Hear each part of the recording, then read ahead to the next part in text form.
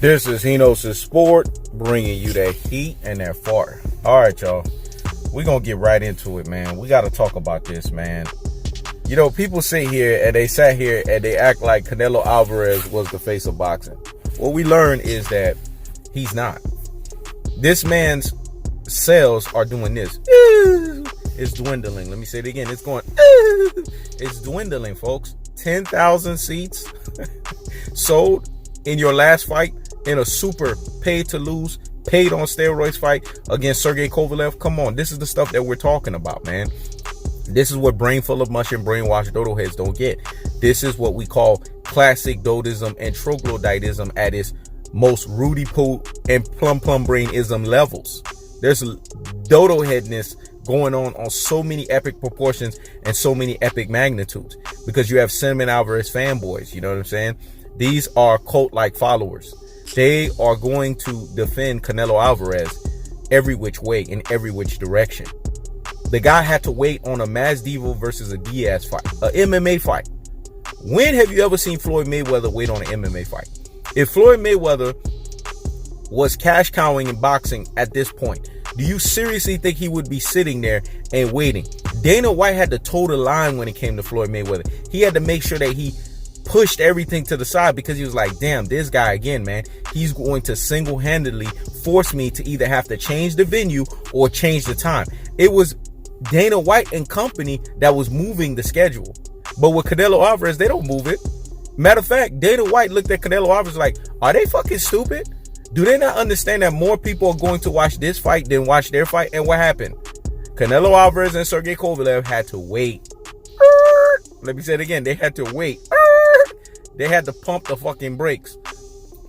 Errol the True Spence is the new cash cow in boxing. Clearly the Spence and Porter fight. We don't even want to entertain that. That already outdid this Sergey Kovalev fight. So clearly, who is the cash cow in boxing? Who is the guy that he sends a crying emoji out and everyone's like, oh man, I hope Errol the True Spence is okay.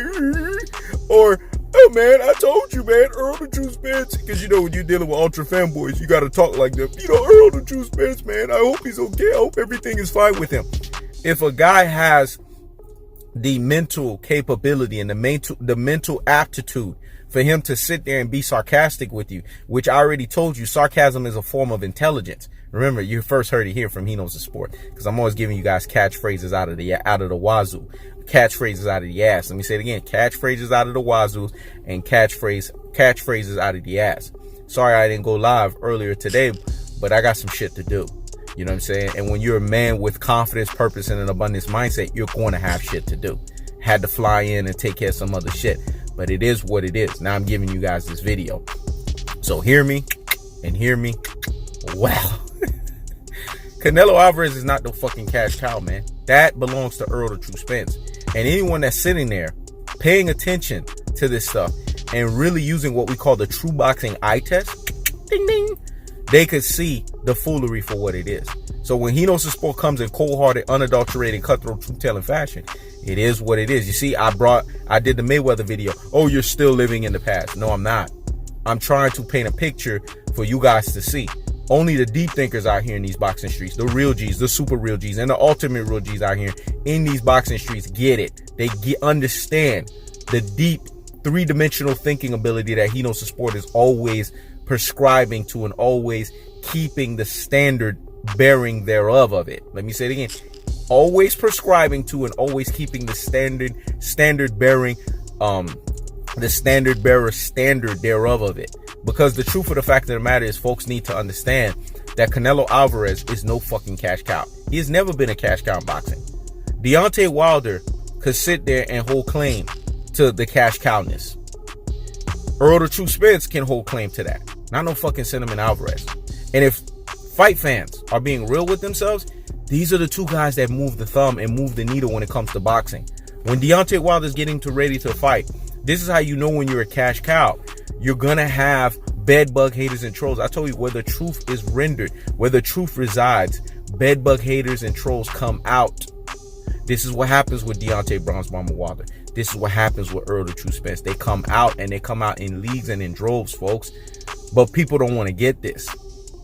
Shout outs to the real ones that understand this and understand the epic proportions and the epic magnitudes. Dominic One, shout outs to you, man. Black Wall Street, formerly known as Black Wall Street. I got to shout out to him special because this cat right here is like he knows his sport, but he does it in the comment section. He's not afraid to go to these Rudy Poo and these Plum Brain, classic dope, you know what I'm saying, and troglodyte, you know what I'm saying, ultra fanboys with the ultra fanboy rhetoric channels and challenge these motherfuckers. He's not afraid to do that like he knows his sport. He does this in the comment section. He knows his sport does this in videos and in lives. Let me say it again. He does this in the comment section. He knows his sport does this in videos and lives. So Dominic One, I ask you, you know what I'm saying, one of these days to come on my live, man, so we can shut this thing down. Champ side, my bad, bruh. I was flying, you know what I'm saying. I know you wanted me to jump on that live stream. We gonna turn up, dog. Trust and believe. We gonna turn up when I jump on that damn live stream. We gonna turn the hell up because we have to put, you know what I'm saying, these people on witness protection and AWOL status. They don't get it. This is the Spence era. You get it because you're three-dimensional thinkers. Only three-dimensional thinkers understand they playing chess and not freaking checkers. Let me say it again. Errol the True Spence is playing chess and not checkers. He knew the haters and the trolls needed something to talk about.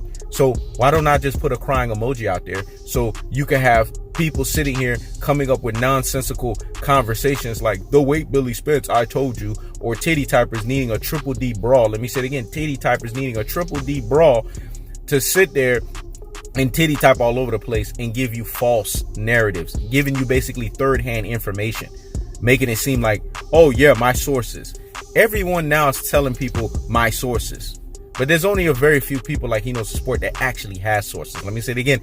Everyone is sitting here telling you my sources, but there's only a very few select people out here in these boxing streets. You guys know they have respectable channels, and he knows his sport also is respected out here in these boxing streets. He knows the sport has sources. So when he knows the sport say he has sources, he knows the sport has sources. But you got a lot of these motherfuckers out here that's telling you, oh, they have sources, but they're giving you third-hand information. See, and this is where we separate the weak from the strong. This is where we separate the strong from the obsolete. This is where we separate those who are currently trending and moving forward and upward on the upward hill versus those who just are insecure and miserable as fuck and they stay in the downward hill. We separate it because this is how you could tell.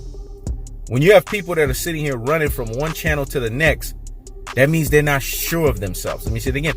When you got people sitting here running from one channel to the next, letting themselves being bamboozled, beguiled, and betwixt, brain full of mush and become brainwashed, what we call dodo heads, ultra fanboys with a fucking ultra fanboy rhetoric, they're sitting here and eating this thing up. Us deep thinkers out here in these boxing streets, we spit that bullshit out because we think too deep for these people.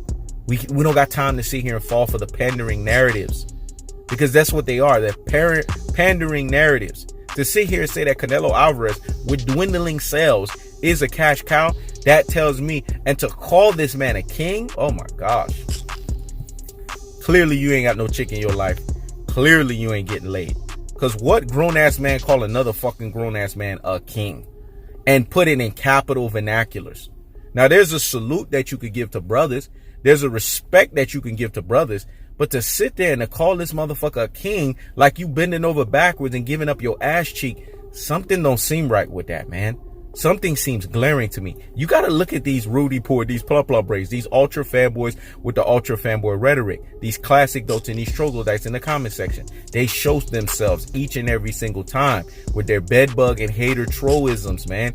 It's so hilarious on so many levels. It's just comical, man. It's Comedy Central, and I can't get enough of this shit, man. But I keeps the foot on the what? On the next. I keeps the foot on the what? On the next. And like the Tibetan mastiff that I am, I apply what? Unlimited pressure, because pressure does what? It busts fucking pipes, folks, on these Rudy Poo and these plum brain ultra fanboys with the ultra fanboy rhetoric.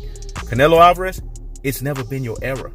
We went from, like Richard Schaefer, we ushered out of the Mayweather era into the Spence era, because Richard Schaefer was the only one that said it when he knows the sport said it. Let me say it again, because this needs to marinate in the corpus callosum and in the cerebellum. It needs to marinate in the medulla oblongata. Hear me? And hear me? Wow. We ushered out of the Mayweather era into the Spence era. It's really that simple, folks. Man down, strap season, This is the truth's era. Not no Cinnamon Alvarez's era. This is He Knows the Sport. Checking out.